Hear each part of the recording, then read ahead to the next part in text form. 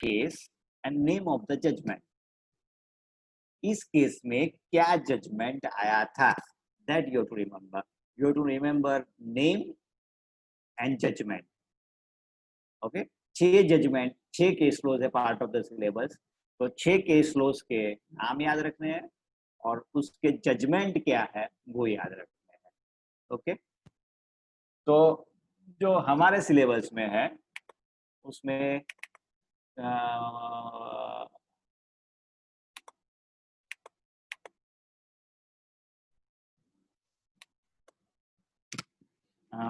हमारे जो डिस्प्यूट्स हैं उसके रिलेटेड से फर्स्ट थिंग क्या बोलेंगे, प्लांट एंड मशीनरी। बताइए, plant and machinery is a immovable asset or movable asset?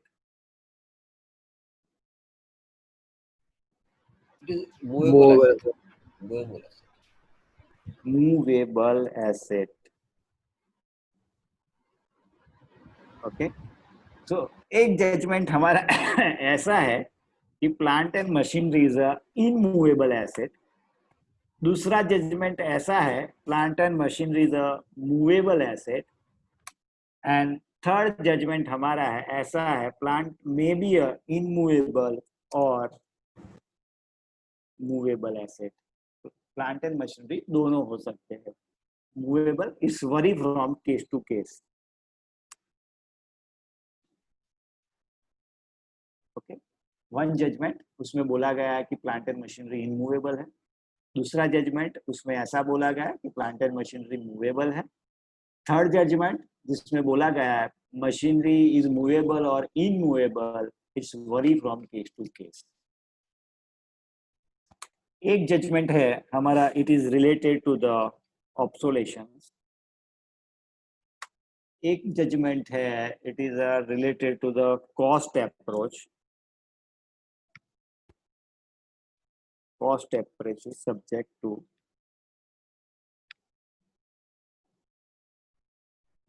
Potential profit. एक जजमेंट इसके अलॉटेड है और एक judgement is related to the fixture. Okay? These are the 6 judgment case studies that we are going to study. Okay? So let's go for the first judgment, Deccan Industries versus State UP and other. ये आपको नाम याद रखना पड़ेगा, Deccan industry का judgement क्या था ये आपको याद रखना पड़ेगा। So Deccan Industry was a one fertilizer company और वो कंपनी ऑनर अपनी कंपनी दूसरी को सेल आउट करती है and they paid stamp duty only for the land and building. Deccan ने जो भी ट्रांजैक्शन किया उसमें स्टैम्प ड्यूटी पे की only for the land and building. Deccan ने ऐसा सोचा कि जो हमारी प्लांट एंड मशीनरी है it is a movable asset and movable asset पे स्टैम्प ड्यूटी नहीं लगती। तो ये केस कोर्ट में गया, समवन चैलेंज के यू हैव टू आल्सो पे for the stamp duty for the plant and machinery. So there is no any specific definitions of the movable assets till date. हमारे में we have not any definition. Even there is no any specific definitions of the plant and machinery under any act. India के act में you are not getting the any precise definition what you mean the by the plant and machinery or what you meant by the plant or what you mean by the machinery valuation के respect से. Okay, so case चला और case ने क्या judgement दिया? The court upheld valuation made by the authority treat as such a plant and machinery as a immovable properties and considering them to liable for payment of the stamp duty on a transfer. Normally, what you mean by the immovable asset in respect of the plant and machinery? तो वो जो plant and machinery एक जगह से दूसरी जगह relocate हो सकते हैं, ओके, उसको तोड़े बिना, मतलब विदाउट अ डिसमेंटलिंग और एनी एसेट अचेट विच हर, वो मशीनरी जिससे लगी हुई है उसको भी तोड़े बिना एक जगह से दूसरी जगह रीलोकेट हो सकते हैं, then is only movable asset. मतलब मेरा mobile, it is a movable asset, laptop it is a movable asset, 10 ton का boiler it is not a movable asset, it is a immovable asset. क्यों भाई? 10 ton के boiler को आपको relocate करना है तो इसको डिसमेंटल करना पड़ेगा, और if you are going to dismantle anything, any machinery relocation के लिए, तो वो इनमूवेबल एसेट हो जाएगी और आपको स्टैम्प ड्यूटी भरनी पड़ेगी। तो डक्कन इंडस्ट्रीज में they have judgment this plant and machinery, आपका फर्टिलाइजर प्लांट एक जगह से दूसरी जगह रिलोकेट नहीं कर सकते हो without dismantling, so it is an immovable asset and you have to pay stamp duty. Clear? So Deccan industry में प्लांट एंड मशीनरी को कोर्ट ने जजमेंट दिया था इनमूवेबल एसेट का। Second case, Shripur mill versus the collector of sample. इसमें क्या जजमेंट है कि any machine that is fixed to the land, any machine that is affixed to the land only for better functioning, it doesn't mean property become immovable। अगर किसी machine को आपने land के साथ जॉइंट किया है, मतलब नट बोल्टिंग किया है, फाउंडेशन बनाया है, because of it can function better, वो प्रॉपरली काम कर सके, इसका मतलब ये नहीं है कि वो मशीन इनमूवेबल प्रॉपर्टी है। कोर्ट में यहाँ पे पेपर मिल के सारे मशीन को मूवेबल एसेट करार दिया था जजमेंट के हिसाब से, क्योंकि सारे paper machine, if you experience with the paper machine, paper mill, तो पेपर मिल रिक्वायर्ड, उसके जो मशीन्स होते हैं मैन्युफैक्चरिंग के लिए, is required foundations, nut and bolting. अगर वो सही से नट एंड बोल्टिंग नहीं किए तो due to the vibration production will not take place. Okay, so in this case machinery was declared as a movable asset। okay, last में पढ़ते हैं, just because of plant and machinery fixed to the end for the better functioning, it doesn't automatically become immovable।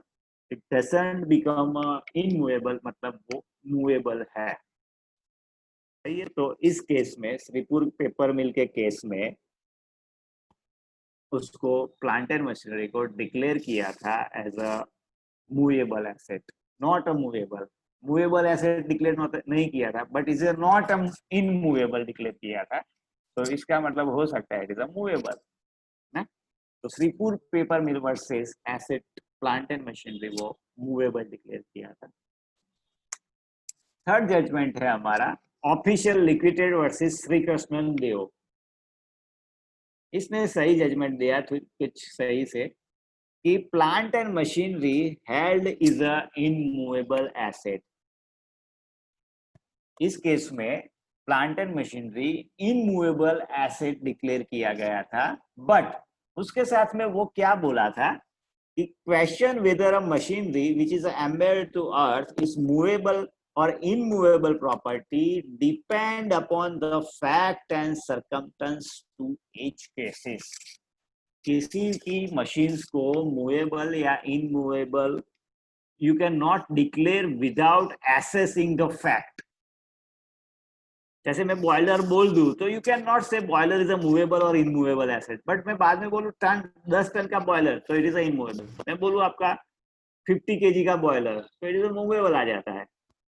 50 KG का boiler को आप you can relocate from the one place to another place. तो in this case official liquidated versus Shri Krishnan Dev, machinery was declare as a immovable. उसके साथ में भी उसने बोला कि machinery depend upon the fact on circumstance of the each cases. सारे cases में आपको फैक्ट एंड सर्कमस्टेंस देखने पड़ेंगे और उसके बेसिस पे you have to declare a machine is a movable or immovable asset. Right? So these are the three case studies: Deccan, immovable; Tripur paper mill, movable; official liquidate versus Shri Krishna. इस case में particular इस case में they have as a movable asset. साथ में बोला कि machinery is movable or immovable, it's depend on the fact and circumstance of the each cases. Okay, so this three case name और उसके judgment you have to remember.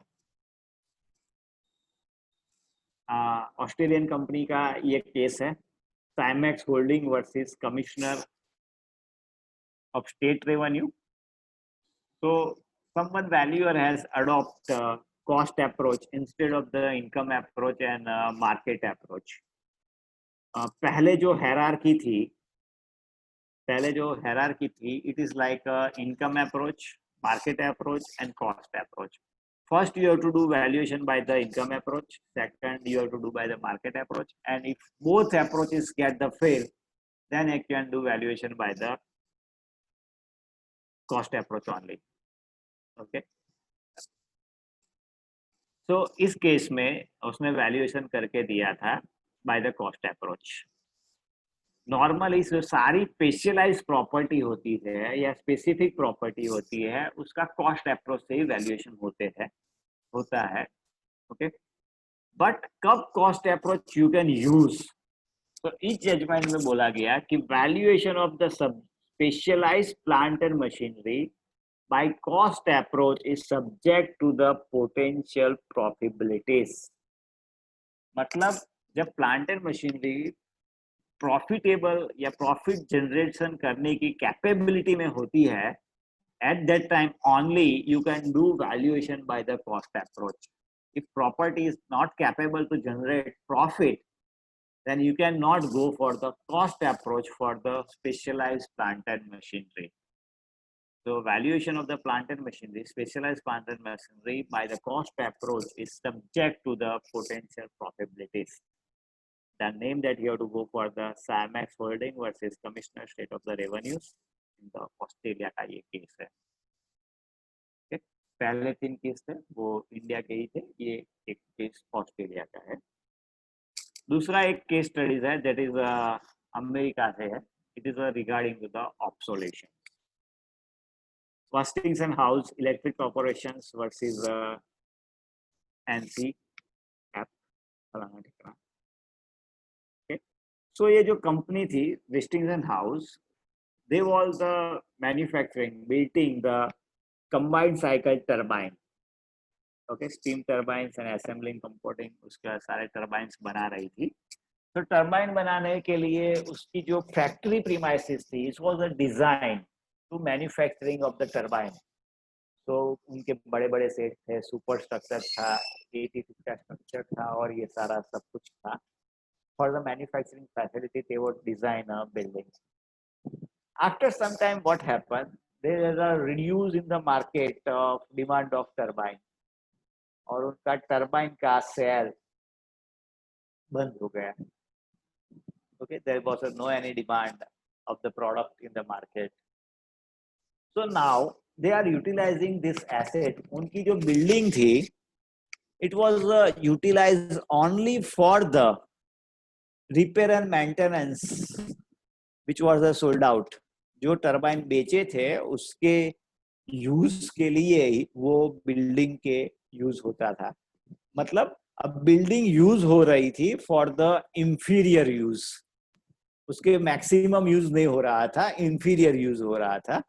If it is a inferior use, then subject property is a capable suffering by the obsolescence.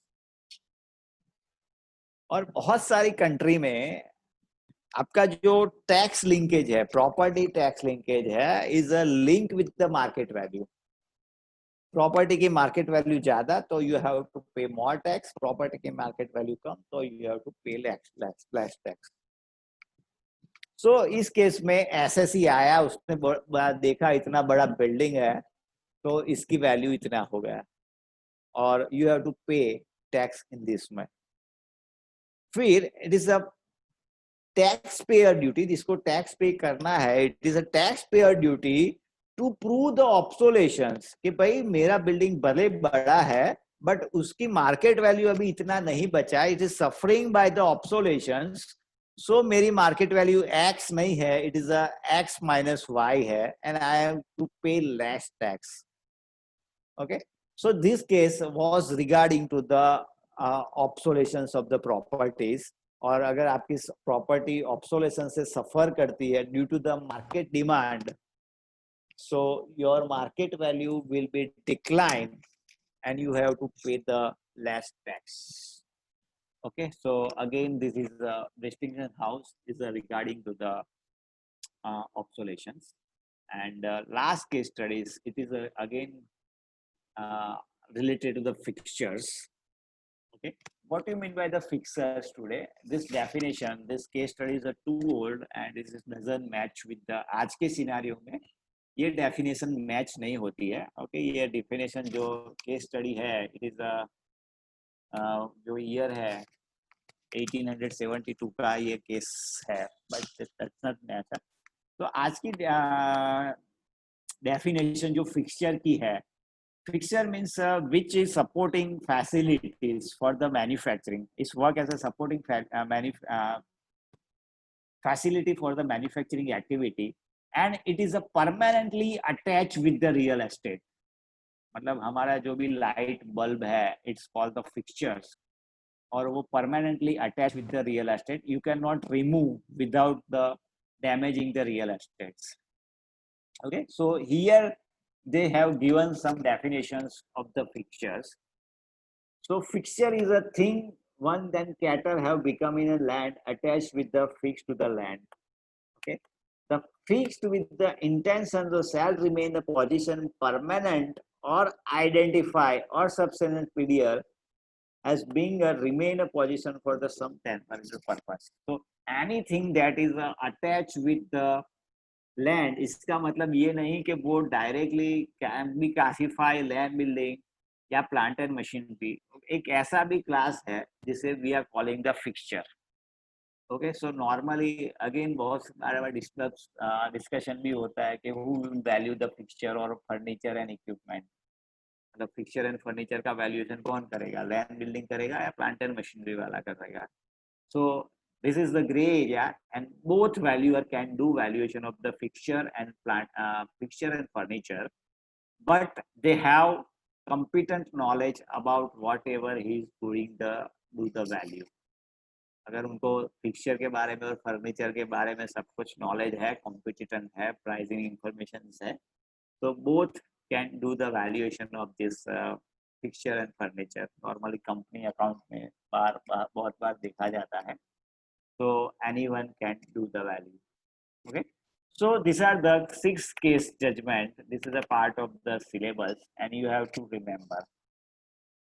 Okay, just obsolescence वाला कौन सा case study है,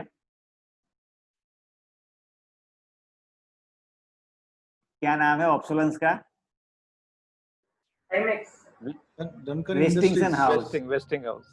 wasting house वाला.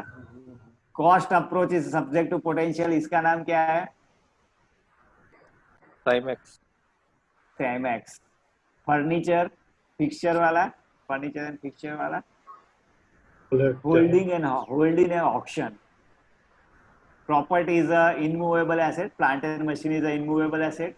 Dakkan Industries. Plant and machine is a movable asset. Tripur paper mills. Plant and machine is a movable asset. Official liquidators versus the UP. ये 6 आपको याद रखना है. 1 मार्क का क्वेश्चन आता है केस फ्लो का, एंड मस्ट भी आपको याद हो जाने चाहिए. ओके, इसमें कोई लॉजिक नहीं है, आपको किसी भी तरह आप याद रख लीजिए. I will share with this literature, case name and judgment. Okay, so any questions? Otherwise we are this case was relating to movable property, movable, it will be like that only, in between also they can ask certain things. Probable judgment लिखा होता है और नीचे 4 case के नाम लिखे होते हैं। रिवर्स में केस का नाम लिखा होता है और नीचे 4 जजमेंट लिखे होते हैं। ओके, इसके अलावा किसी और वजह से, किसी और तरह से क्वेश्चंस नहीं आते। ओके Sir, this is तो only हाँ बोलिए। sir, this is only applicable for plant and machinery, not for land and building. नहीं, प्लांट लैंड बिल्डिंग के लिए there is a different case laws. उन्होंने there I think so there is a 12 or 13 case laws that they have to remember. It is not applicable for the land building. They have different case laws, different case and different judgment. This that judgment is belongs to the land and building, not belongs to the plant and machinery. This 6th judgment is belongs to particular for the plant and machinery exam point of view.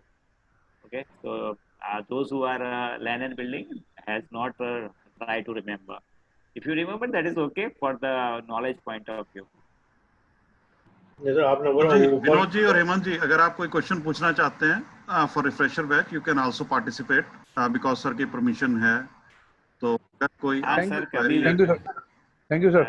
Ji sir fixer वाला point नहीं अभी clear हो पाया sir. वो fixer को हम किस पे ले सकते हैं, मूवेबल में या fixture- इमूवेबल में? फिक्चर की खुद की अपनी डेफिनेशन है।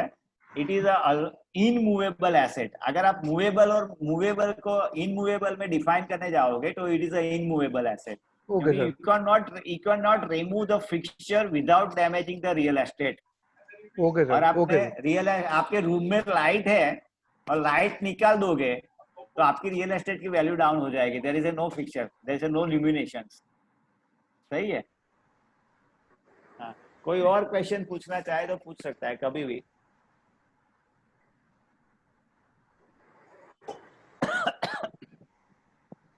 तो ये रेसिडुअल वैल्यू जो होता है ये परचेज कॉस्ट का होता है सर? रेसिडुअल वैल्यू और salvage value.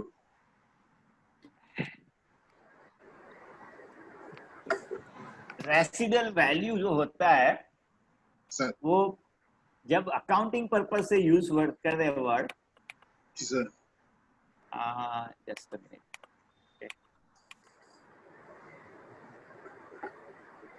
Yes.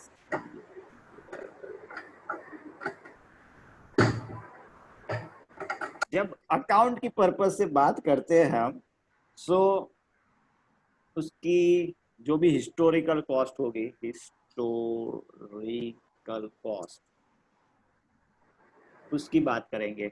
Okay yes sir. और जब हम टेक्निकल वैल्यूएशन की बात करेंगे, टेक्निकल वैल्यूएशन की जब बात होगी तो उसकी जो एक्चुअल प्राइस होगी, मशीन की बेसिस प्राइस होगी, वहीं से रेसिडुअल वैल्यू आएगी। ओके, रेसिडुअल वैल्यू डिपेंड नहीं करती है सॉफ्ट कॉस्ट पे। अगर आपको एक्चुअल प्राइस नहीं दिया है, सीधा आरएनसी दे दिया है, तो उसकी आपको फाइंड करनी है। सही है। अदरवाइज रेसिडुअल वैल्यू हम जब वैल्यूएशन करते हैं तो it will be come from the cost of the asset only, नई एसेट कितने में अवेलेबल है। वाइल जो सैल्वेज वैल्यू है is doesn't depend on the any cost. Okay, actually practice में salvage value depend on the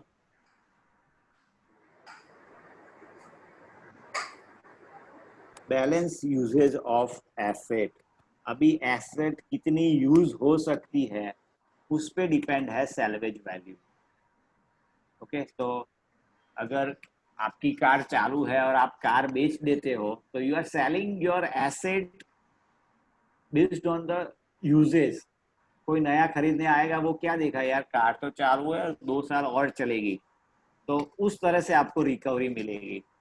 अगर car आपकी बंद हो गई है, नॉन रिपेयरेबल है, रिपेयर भी नहीं हो सकती है, तो जो भी खरीदने आएगा वो क्या बोलेगा, यार कार चालू नहीं है एक तो, और दूसरा रिपेयर भी नहीं हो सकता, तो I will pay only the cost of material, जो उसका वजन है उस हिसाब से मैं उसे बेचूंगा, तो you will get the scrap value. सही है। अगर एग्जाम में अगर कुछ दिया नहीं है एग्जाम्पल में, तो you can go for the whatever data is given. आपको रिप्लेसमेंट कॉस्ट दी है तो find the take the replace salvage value of replacement cost. सही है, if is not a particular defined, क्योंकि बहुत सारे एग्जांपल में आई आल्सो फाइंड के they have not mention any specific, तो जितना डेटा दिया है उस डेटा में से सैल्वेज वैल्यू ले लो। अगर एक्सपर प्राइस नहीं दी है तो रेसिडुअल वैल्यू आप रिप्लेसमेंट कॉस्ट की ले लो, आरएनसी की एक्सपर प्राइस, आरएनसी की रेसिडुअल वैल्यू फाइंड कर लो, सही है, बट थियोरेटिकली ऐसा होता है। Okay Because this come in this one case study. Because at one place we have taken purchase cost, historical cost, and another. सही, देखो Yes, sir. What is the, keep the mind, what is the historical cost. जब historical cost की definition में होता है कि your purchase price plus other cost all, there is a no definition of the historical purchase cost. Historical तो cost. Historical आपने purchase किया था तब कितना कॉस्टिंग आया था, Sir. and cost means of whatever amount required to the create an asset or purchase an asset, particular plant and machinery में the amount required to purchase the asset is the cost। बाद में जो substantial expenses होते हैं वो मिलाओगे तो historical cost बनेगी। Yes, sir. सही है, तो इसमें क्या होता है कि कई बार हम we are losing the mark because of we are not understanding each and every word perfectly. historical cost and historical purchase cost both are the different, जैसे scrap value and salvage value both are the different। Okay वैसे normal layman language में तो हम दोनों को एक ही समझते हैं, but both are the different. Scrap value मतलब एसेट एकदम बिल्कुल निठल्ली हो चुकी है, अब चालू ही नहीं है, बंद हो चुकी है, उसका कोई यूजेज बचा नहीं है, and we are selling the asset based on the, उसके वेट के हिसाब से उसे सेल करते हैं, तो स्क्रैप वैल्यू बोली जाती है। सैल्वेज वैल्यू किसके बोलते हैं कि वो एसेट चालू है, परफॉर्मिंग, और उसे हम सेल आउट करते हैं। अब एसेट चालू है तो उसको हम मटेरियल के बेस पे नहीं बेचेंगे, सेल आउट करेंगे। तो ऑलवेज आपकी सैल्वेज वैल्यू होगी, it will be higher than the scrap value. Yes. Okay, any more questions? Then we have time.